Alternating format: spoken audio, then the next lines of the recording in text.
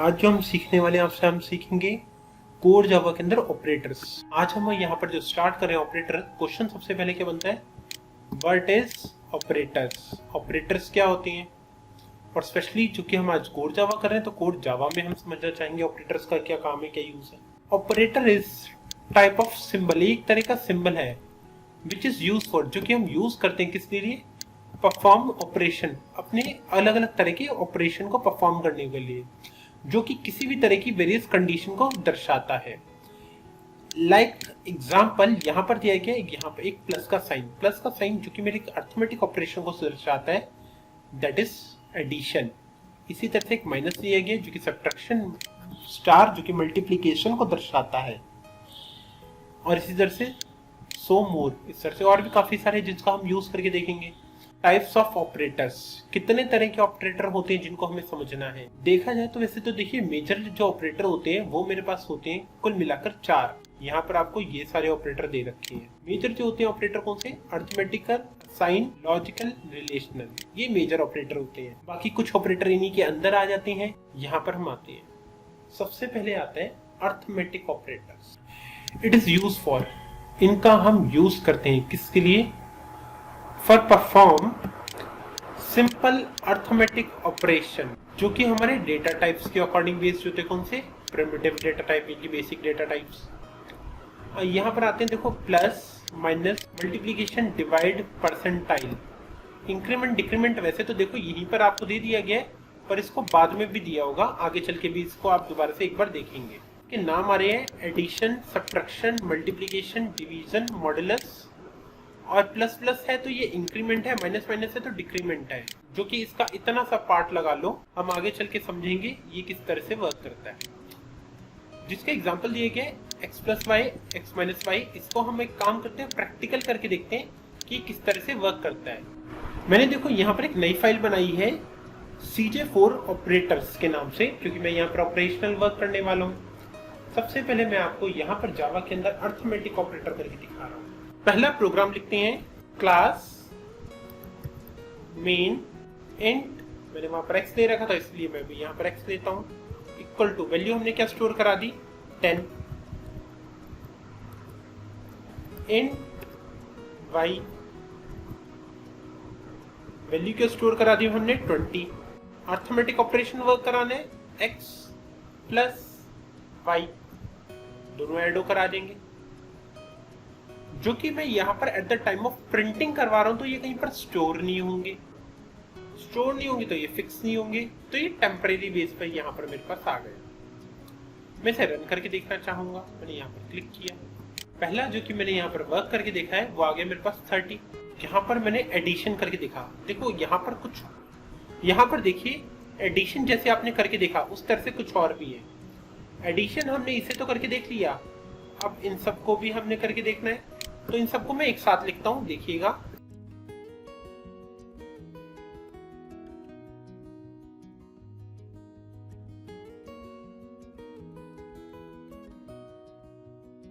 तो देखो यहां पर जब हम करते हैं 10 प्लस 20, मतलब x plus y equal to क्या आता है मेरे पास 30।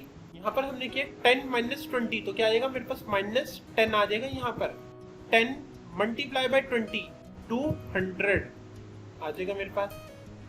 यहाँ पर आ गया 10 डिवाइड बाय 20, तो कितना होता है मेरे पास 0.5, जो कि यहाँ पर अगर वैल्यू मेरे पास इंट में आ रही है तो 0.5 तो आ नहीं पाएगी, तो क्या आएगी 0। मॉडुलस निकालेंगे, मोड क्या आता है यहाँ पर 10 क्यों आएगा, क्योंकि 20 को यहाँ से जब हम 10 से डिवाइड कराएंगे तो उसका जो हमारे पास रिमाइंडर बच जाएगा, जो हमारे पास बची हुई वैल्यू होगी वो होगी 10, तो इससे आएगा मोड मेरे पास 10। रन करके दिखता हूँ मैं, इसे आउटपुट आ जाएगा 10, तो मेरे पास यहाँ पे क्लियर हो जाता है। इसे क्लियर करने के बाद अब मैं नेक्स्ट क्वेश्चन की तरफ आगे बढ़ता हूँ। असाइनमेंट ऑपरेटर्स आते हैं अब हमारे पास। ये क्या करते हैं, it is use for assign value on first right it's left, मतलब कि आपकी जितनी भी राइट साइडेड वैल्यू होगी वो लेफ्ट साइड में आके स्टोर हो जाएंगी। आपके सामने एक एग्जांपल लिखा हुआ है, आप चाहें तो इसे देख सकते हैं, अदरवाइज मैं आपको यहाँ पर इसे क्लियर करके दिखाता हूँ। देखो इसके अंदर जो ऑपरेशन आता है सबसे पहला क्या आता है, इक्वल। सेकंड क्या आता है, प्लस एंड इक्वल। नेक्स्ट क्या आता है, minus equal, multiply equal, divide equal. देखो इक्वल सबके अंदर कॉमन है, कॉमन इसके अंदर आएगा ही आएगा, क्या, इक्वल। ये मेरे को क्लियर करता है कि मेरा असाइनमेंट ऑपरेटर है, यानी कि वैल्यू को असाइन कर दिया जाएगा। जो पहले की वैल्यू है वो भी रहेगी और न्यू वैल्यू को भी असाइन कर दिया जाएगा। तो देखते हैं पहले वाली वैल्यू के साथ नई वैल्यू को असाइन करने पर क्या होता है। प्रोग्राम डेवलप करते हैं। Class main data type variable, value data type variable. Notice करिए अब क्या है, एक प्रोग्राम बनाए जिसके अंदर इंट के अंदर आई और इंट के अंदर वाई, दो अलग अलग वेरिएबल हमने बनाए हैं। आई की वैल्यू 5 हमने डिफाइन कर दी, बट वाई की वैल्यू नहीं की है। हम यहाँ पर अपना पहला असाइनमेंट ऑपरेटर यूज करके देख रहे हैं, y इक्वल टू आई की जो भी वैल्यू है y के अंदर जाकर स्टोर हो जानी चाहिए। उसी को हम प्रिंट करके देखेंगे और इसको मैं रन करता हूँ तो क्या होगा, i की जो वैल्यू है 5 वो स्टोर हो गई y के अंदर यहाँ पर आकर, और उसको हमने प्रिंट करा दिया तो आउटपुट में क्या आएगा, 5। देखिए मेरे पास यहाँ पर 5 आ जाता है। इससे मुझे ये क्लियर होता है कि हाँ वैल्यू मेरी असाइन हो चुकी है। मेरा पहला अगर क्राइटेरिया वर्क कर गया था तो आगे भी करके देखते हैं। मैं इसे पहले से करके नहीं रखना चाहता, मैं इसे at the time of printing सिर्फ करना चाहता हूँ। उसके अकॉर्डिंग आउटपुट आ गया मेरा। ओके देखिए नेक्स्ट यहाँ पर जो एडिशन ऑपरेटर है इसे अब हम करके देखते हैं ये किस तरह से वर्क करता है। तो यहाँ पर हम आते हैं, पहले हमने इक्वल करके देखा था तो इक्वल वर्क कर रखा था। तो यहाँ पर आपने नोटिस किया था मेरे पास प्रिंट, जब मैं इसे रन करवाता हूँ तो प्रिंट होकर के आता है y इक्वल टू 5 मेरे पास यहाँ पर प्रिंट होकर आ रहा है। अब मेरे को आगे का वर्क करना है, री इनिशियलाइज कर रहा हूँ मैं यहाँ पर i equal to 5 y equal to 10 मैंने री इनिशियलाइज कर दी। system.println के अंदर मेरे पास यहाँ पर i plus equal to y print होकर आना चाहिए। तो नोटिस करते हैं क्या है वैल्यू और किस तरह से प्रिंट होती है। तो यहाँ पर देखिए इस वक्त इसका मीनिंग ये कहलाएगा i equal to i plus y। It means i equal to i की वैल्यू क्या है हमारे पास 5 प्लस हो जाएगा 10 y। तो i equal to 5 plus 10 equal to 15 हो जाएगा। तो देखते हैं क्या मेरे पास ये आउटपुट में आता है। रन करिए इसे तो देखिए आपके पास यहाँ पर 15 प्रिंट होकर आ रहा है, दैट इज ट्रू। इसी तरह से मैं बाकी सबको भी करके देख लेता हूँ।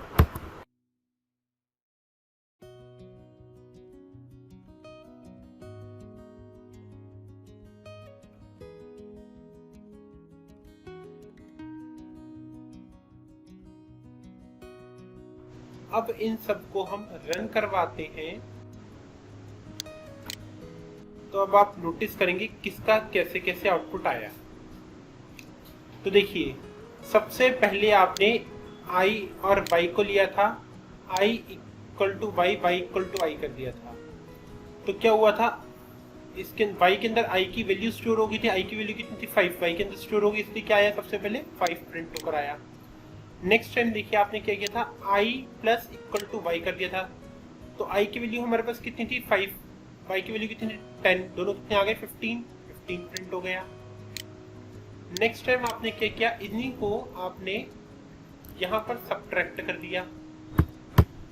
तो जब मेरे पास यहाँ पर 5 में से 10 माइनस होंगी तो क्या आएगा, -5 आ जाएगा। इसी तरह से मेरे पास अगर मल्टीप्लिकेशन होगा तो यहाँ पर आएगा 5 इंटू 10 इक्वल टू 50 स्टोर हो जाएगा मेरे पास। यहाँ पे देखिए 50 आ रहा है। उसके बाद आपने क्या किया, यहाँ पर डिवाइड किया। जब 10 को डिवाइड किया जाएगा 5 से तो क्या होगा मेरे पास, 10 को डिवाइड करेंगे 5 से क्या आएगा 0.5 आंसर आएगा। 0.5 को ये क्या करता है, ये 0.5 को प्रिंट करा देगा i इक्वल टू 0 पॉइंट को, क्योंकि ये नहीं दर्शाएगा क्योंकि इंटीजर है ये, इसलिए आपके पास क्या गया नेक्स्ट 0। आपने यहाँ पर क्या किया, i मॉडुलस दिया। जब i का मॉडुलस किया गया 10 को 5 से डिवाइड करने पर रिमाइंडर हमारे पास कितना बच गया, शुरुआत में सीधा 5 बच गया क्योंकि वो तो जाता ही नहीं है, तो वो यहाँ पर मेरे पास क्या होगा 5 प्रिंट होकर आ जाएगा। नेक्स्ट कौन से आ रहे हैं, bitwise operator, it is used to perform manipulation of individual कैसे, बाइट्स ऑफ नंबर की बाइट्स के अकॉर्डिंग परफॉर्म करेंगे, जिसके अंदर आपके पास यहाँ पर एंड और यहाँ पे है नॉट और ओके। तो यहाँ पर इस पॉइंट को समझाने के लिए पहले मैं एक्सेल ओपन करता हूं।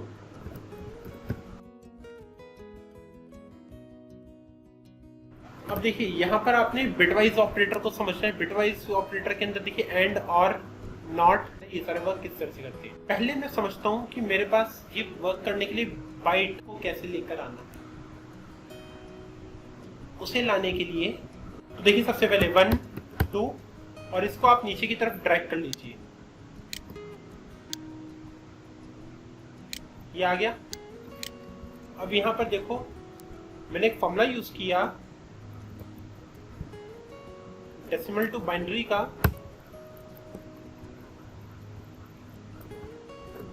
और इसे नीचे तक मैंने दे दिया। इसे क्या करेगा, डेसिमल नंबर को बाइनरी नंबर में कन्वर्ट करके दे देगा।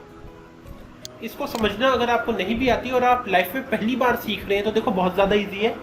सपोज दैट आपके पास जो अभी के लिए डेसिमल काउंटिंग जो होती है 0 to 9, 0 की कोई वैल्यू नहीं होती, तो इसलिए आप क्या करते हैं 1 से समझना शुरू करते हैं, 0 को भूल जाते हैं। अदरवाइज स्टार्टिंग होती है हमेशा 0 से, 0 to 9 तक ये नंबर सेट है आपके। उसके बाद क्या होता है कि आप पहली डिजिट को उतार लेते हैं, 0 को, 0 की कोई वैल्यू नहीं होती तो उसको नेग्लेक्ट करते हैं, फिर उतारते हैं 1 को, 1 के पीछे 0 लगाते हैं, फिर 1 के पीछे पूरी लाइन लग जाएगी 1 से लेके 9 तक की। इसी तरह से 2 आएगा, 2 के पीछे 0 से लेके 9 तक की लाइन लग जाएगी, फिर 3 आएगा, 3 से भी लेके ऐसे लाइन लग जाएगी।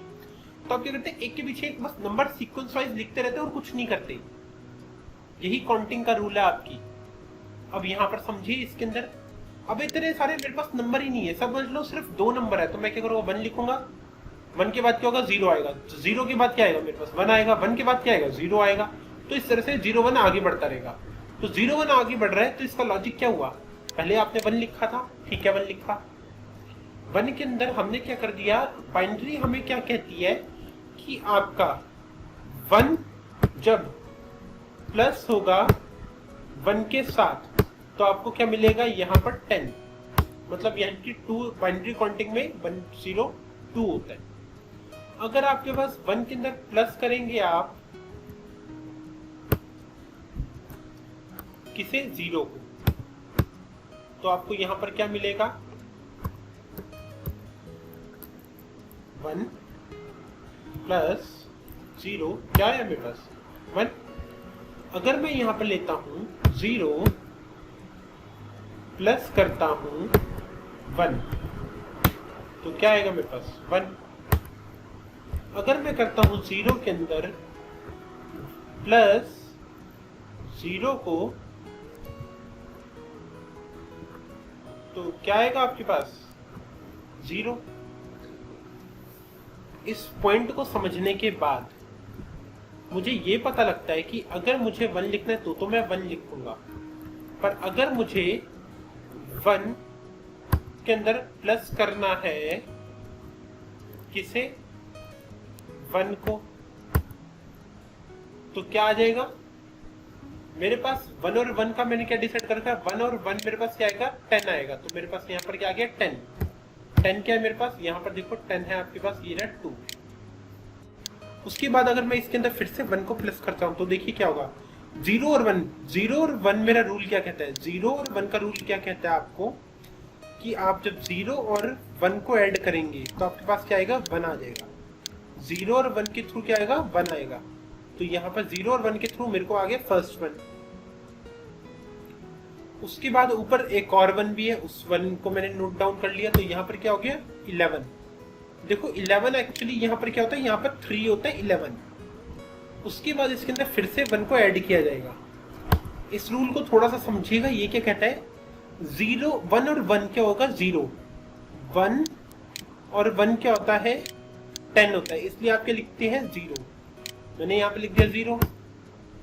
उसके बाद मेरे पास क्या हुआ, जब मैंने 1 और 1 का यहाँ पर 0 दे दिया तो ऊपर कैरी कितना गया 1, और 1 और 1 फिर से 1 और 1 कितना हो जाएगा 1 और 1 10 हो जाएगा।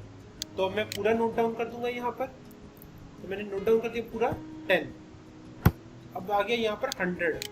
अब ये किसके अकॉर्डिंग हो गया 4। इसी तरह से एक एक करके हम इसके अंदर ऐड करते रहेंगे, नंबर आगे बढ़ते रहेंगे। अब मैंने क्या किया, यहाँ पर एक फंक्शन लेता हूँ जिसके अंदर इस तरह से एक एक करके वैल्यू इंसर्ट करनी हम स्टार्ट करते हैं। फिर से एक फ्रेश प्रोग्राम बना रहा हूँ।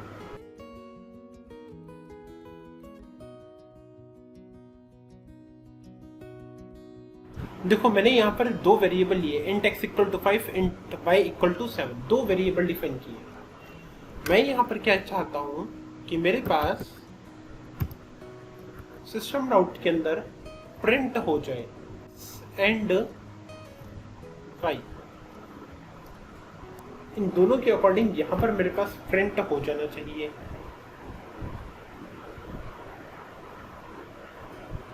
तो देखता हूँ मेरे पास आउटपुट क्या आता है।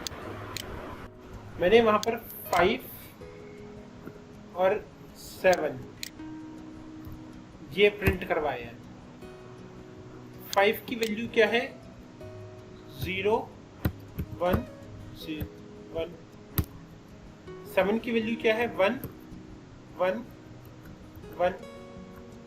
अब देखो truth table according to and क्या कहती है, एंड के अकॉर्डिंग टेबल क्या कहती है 1 इक्वल टू 1 जब होगा तो ट्रू होगा। पर अगर मेरे पास यहाँ पर 0 इक्वल टू 1 हो गया तो क्या हो जाएगा फॉल्स हो जाएगा। अगर मेरे पास यहाँ पर 1 इक्वल टू 0 हो गया तो फिर से फॉल्स हो जाएगा। अगर मेरे पास यहाँ पर 0 इक्वल टू 0 हो गया तो फिर से मेरे पास फॉल्स हो जाएगा। तो देखो ट्रू जो कि रिप्रेजेंट करता है, ट्रू किसको रिप्रेजेंट करता है 1 को, फॉल्स किसको रिप्रेजेंट करता है 0 को और 0 को। ठीक है, तो मेरे को अब इसके ऊपर फोकस रख के चलना है। ट्रू के अकॉर्डिंग क्या आना चाहिए, फॉल्स के अकॉर्डिंग। इस टेबल के अकॉर्डिंग फोकस रख के मैं किसको, यहाँ पर मैंने लिखा था 5 और उसके बाद मैंने लिखा 7 तो कैलकुलेट करता हूँ। 1 और 1 का मेरे को ये पता है, 1 और 1 का क्या आना चाहिए 1 आना चाहिए, तो मैंने लिख दिया 1। 0 और 1, 0 और 1 का मेरे पास क्या आना चाहिए 0 आना चाहिए, तो मैंने लिख दिया 0। 1 और 1 का मेरे पास 1 आना चाहिए 1 दे दिया। अब मेरे पास ये जो बना 0 1 0, मेरे पास नंबर क्या आ गया, ये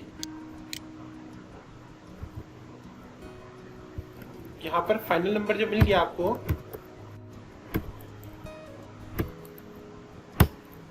फाइनल नंबर आपको ये मिल गया। अब मैंने ये किया यहां पर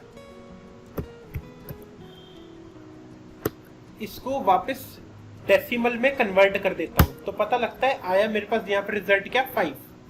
बाइनरी से जब मैंने डेसिमल में कन्वर्ट किया तो आया रिजल्ट 5। जब मैं 5 और 7 को एंड करके ट्रुथ चेक करूंगा तो क्या आएगा, मेरे पास 5 रिजल्ट आएगा। आपने यहाँ पर ये जो लिखा है इसका रिजल्ट आंसर क्या आना चाहिए 5 आना चाहिए। अब मैं इसे रन करके देखता हूँ, पता लगा यस आपके पास यहाँ पर 5 प्रिंट होकर आ रहा है। आपने एंड करके देखा, उसके बाद क्या आता है यहाँ पर और आता है, और को करके देखते हैं। और के अकॉर्डिंग क्या कहता है 1 इक्वल टू 1 तो ट्रू होगा। 1 इक्वल टू 0, 1 और 0 अगर आपने यहां पर दे दिया तो भी मेरे पास यहां पर ट्रू होगा।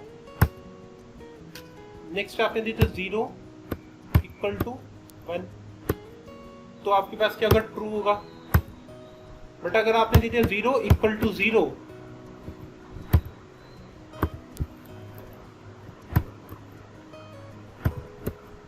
तो फॉल्स होगा। रिजल्ट आउटपुट में फिर टेबल किस तरह से बनी है, ट्रू के लिए 1, ट्रू के लिए 1, ट्रू के लिए 1, फॉल्स के लिए 0।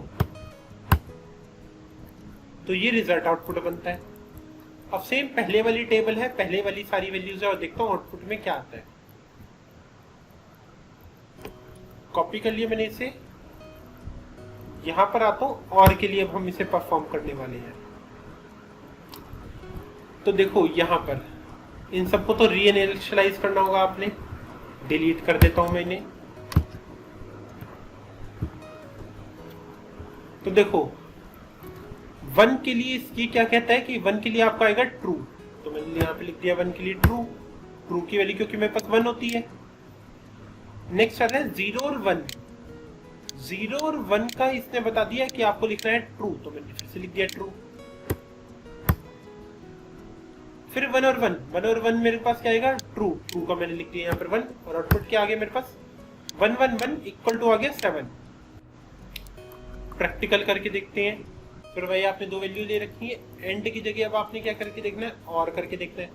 मैं कहता हूं कि यहाँ पर 7 आ जाएगा आउटपुट में। चेक करते हैं क्या आता है। रन कर दिया मैंने इसे, देखिए आपके पास यहाँ पर आउटपुट में 7 प्रिंट होकर आ जाता है। दैट इज, और जैसे कि हमने यहाँ पर एंड और को समझा, यहाँ पर देखिए एंड इक्वल टू और इक्वल टू को हमने स्क्रिप्ट कर दिया था। इसको अब हम करके देखते हैं। इन दोनों को अगर मैं इसके साथ करना चाहूं तो मैं यहाँ पर आता हूं, एंड इक्वल टू और इक्वल टू, रन कर दीजिए, आपको आउटपुट समझ में आ जाएगा इसका क्या आता है। तो देखते हैं आउटपुट क्या आता है। That is 5 7 again, same to same वही आउटपुट आता है, कोई चेंजेस नहीं होते। अब मेरे पास कौन सा है ये, इसे हमने करके देखना है। इस वाले को अब हम करके देखते हैं। इसकी टेबल क्रिएट करते हैं, इसकी टेबल क्या कहती है हमें। कॉपी कर लिया मैंने इसे, पेस्ट कर देता हूं यहाँ पर। यहाँ पर हम इस कंडीशन को समझने जा रहे हैं। तो देखो जब यहाँ पर सबसे पहले मेरे पास वैल्यू आती है किसकी, 1 और 1 की वैल्यू आती है, तो यहाँ पर एक्चुअली आपने क्या करना होगा, यहाँ पर एंड की अपोजिट कंडीशन आ जाती है। ठीक है, इसको जब आप देते हैं तो एंड की अपोजिट कंडीशन आती है। तो देखो 1 और 1 जो कि मेरे पास यहाँ पर होता है ट्रू का आप कर देंगे यहाँ पर फॉल्स।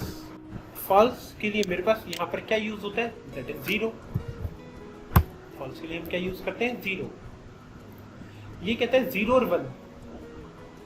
जब आपने 0 और 1 ले रखा है तो यहाँ पर भी आपके पास क्या आ जाएगा, 0। 1 और 0 का 0। बट आपने जब 0 और 1 ले लिया, 0 पहले और 1 बाद में, तब यहाँ पर आपके पास क्या आ जाएगा 1, और अदरवाइज 0 और 0 का तो हमारे पास 0 ही है। मेरे को पास वैल्यू क्या थी, 5/7 थी। 5 की वैल्यू ये आ रही है, 7 की वैल्यू ये आ रही है। इन सबको हमने रीइनिशियलाइज करना है, तो इसे मैं डिलीट कर देता हूँ। 1 और 1 का हमें क्या कह रखा है, 1 और 1 का फॉल्स होता है, फॉल्स का आपने 0 देना, तो मैंने भी 0 दे दिया। 0 और 1 का, 0 और 1 का हमने क्या देना है, ट्रू। ट्रू के अकॉर्डिंग क्या होगा 1, तो मैंने दे दिया यहाँ पर 1। और यहाँ पर 1 और 1 का क्या देना है मेरे को, 0 देना होगा। तो रिजल्ट क्या आया मेरे पास, 0 1 0 का क्या आएगा 2। चेक करता हूं मैं यहाँ पर आकर कि जब मैं यहाँ पर आकर ये प्रोवाइड कराता हूं तो x और क्या मेरे पास प्रिंट होकर आता है। तो इसे मैंने रन किया और मैंने इसकी प्रेडिक्शन क्या लगा रखी है, 2। मे बी यहाँ पर शायद 2 प्रिंट होकर आए। तो देखिए मेरे पास यहाँ पर 2 आ जाता है, जो कि इसी के अकॉर्डिंग वर्क करेगा। तो यहाँ तक हमने वर्क करके देख लिया। आते हैं नेक्स्ट ऑपरेटर्स के ऊपर। तो देखिए यहाँ पर आपके पास स्टार्ट होते हैं लॉजिकल ऑपरेटर्स। लॉजिकल ऑपरेटर्स क्या कहते हैं, its work according to your condition and और नॉट, जो भी आप यहाँ पर देना चाहें।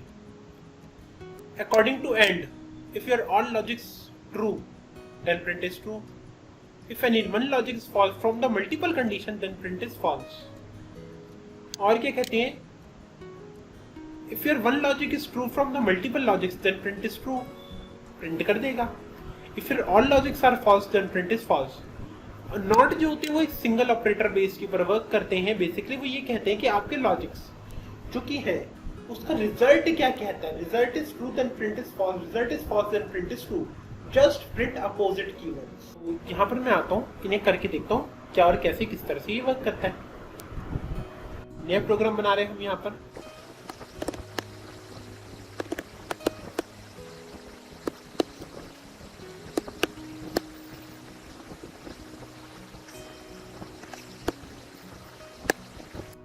लॉजिक आपका क्या रहता है? x greater than y, x मेरा बड़ा है y से, and y is greater than equal to x। दो लॉजिक कंडीशन दी है जिसके अंदर मैं बता रहा हूं y इज, एक के अंदर मैंने बता दिया इक्वल टू है, y बराबर है किसके? x के। पहली कंडीशन के लिए y बराबर है x के, और दूसरे में क्या दी है? x ग्रेटर देन है y की। देखा जाए तो दोनों ही कंडीशन फॉल्स है, इसलिए रिजल्ट आउटपुट भी जो आपके पास आएगा वो भी आपका इसी तरह से फॉल्स में आएगा। तो आप नोटिस कर पा रहे हैं आपके पास क्या है? False. Result output is false. मेरे पास ये जो रिजल्ट आउटपुट फॉल्स आ चुका है, अगर मैं चाहता हूँ कि ये ट्रू है तो मैं क्या करूँ? मेरे को सीधी सी बात है, कंडीशन ट्रू करनी होगी। मैं यहाँ पर आता हूँ, x is less than from y, condition is true, y is not equal to x, condition is true, दोनों बराबर भी नहीं है। अब मैं रन करके देखता हूँ क्या मेरे पास ट्रू आता है? हाँ, बिल्कुल आएगा। तो देखिए दोनों का रिजल्ट आउटपुट ट्रू आता है। अगली कंडीशन करके देखते हैं जो कि क्या है? और। तो देखो और के अकॉर्डिंग क्या होता है। और का जो सिंबल होता है वो कुछ इस तरह का होता है। एंड में मैंने यहाँ पर ऊपर एक और काम कर देता हूँ, एक लॉजिक ट्रू कर देता हूँ, एक फॉल्स कर देता हूँ। क्यों? क्योंकि इसके अंदर ये कंडीशन यही है कि अगर आपका एक भी लॉजिक गलत होगा तो आपका क्या प्रिंट होकर आएगा? फॉल्स। और जब सारे लॉजिक ट्रू होंगे तो क्या प्रिंट होकर आएगा? ट्रू। इसके अंदर मैंने दोनों लॉजिक क्या कर रखे हैं? फॉल्स कर रखे हैं, तो मेरे पास प्रिंट होकर क्या आएगा? फॉल्स। इसके अंदर आया और मैंने दोनों नहीं, सिर्फ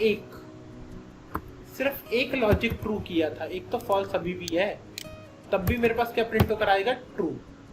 चेक करते हैं रन करके। तो देखिए हमारी प्रिडिक्शन क्या कहती थी? False true false true. Output क्या आया? False true false true. एकदम परफेक्ट आ रहा है। आगे करते हैं हम इसे। नेक्स्ट क्या है मेरे पास? नॉट को देने के लिए आपने क्या किया?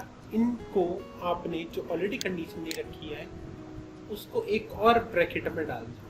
सिंपल सा कॉन्सेप्ट है, एक और ब्रैकेट में डाल दिया और यहाँ पर साइन दे दिया आपने नॉट का। तो नॉट क्या करता है? एक्चुअली अपोजिट आउटपुट लेके आता है। If your output is true then print is false, if your output is false then print is true. तो फॉल्स का मेरे पास क्या हो जाएगा? फॉल्स का मेरे पास ट्रू हो जाएगा और यहाँ पर ट्रू का क्या हो जाएगा? फॉल्स हो जाएगा। रन करके देखता हूँ क्या वाकई फॉल्स और ट्रू में कन्वर्ट होता है यहाँ का आउटपुट। पता लगा? यस, ट्रू और फॉल्स आप देख पा रहे हैं, जो कि हमने प्रेडिक्ट किया था ट्रू और फॉल्स आएंगे उसी के अकॉर्डिंग यहाँ पर आ रहा है। इसे समझने के बाद इसी के साथ आज की क्लास आपकी होती है ओवर। जो मैंने आपको यहाँ पर वर्क करवाया वो सब आपसे शेयर कर देता हूँ। ये मैंने शेयर कर दिया। अब मैं आपको एक और बात बताता हूँ। यहाँ पर ये जो मैंने एक्सेल का वर्क कराया था इसका आप स्क्रीनशॉट ले लीजिए ताकि आपके पास ये पूरी डिटेल आ सके। प्रेजेंटेशन भी आपको मिल जाएगी। इसी के साथ आज की क्लास आप सबकी ओवर होती है। Wind up batch.